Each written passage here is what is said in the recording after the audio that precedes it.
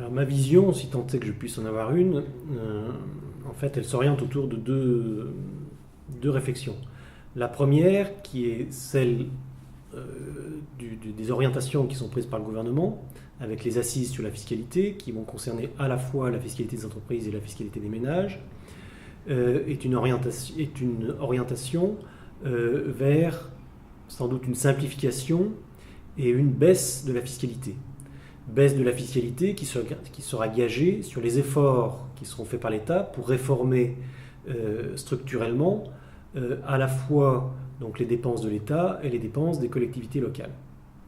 Donc on ne peut que se louer effectivement de cet effort, de cette réflexion qui est introduite par le gouvernement.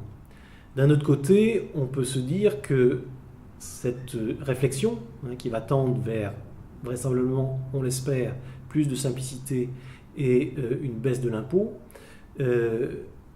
a aussi des effets délétères qui sont des effets en termes de ralentissement des choix des acteurs économiques.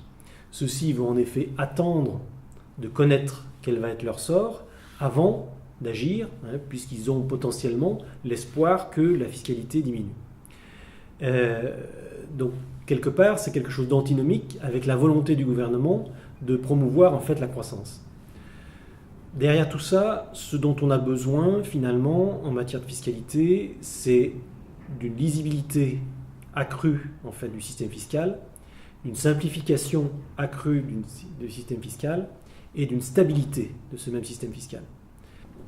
Dans une récente chronique publiée dans Le Monde sous la signature de Jacques Attali, à la question que faut-il faire pour notre système fiscal, celui-ci répondait surtout ne rien faire.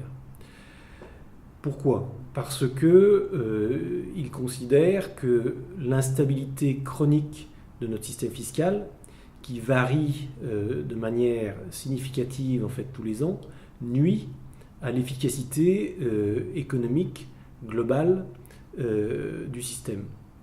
Aujourd'hui, ce dont nous avons besoin, c'est une certaine prévisibilité, une certaine stabilité qui permettent aux acteurs économiques de prendre leurs décisions en toute connaissance de cause sur le moyen terme.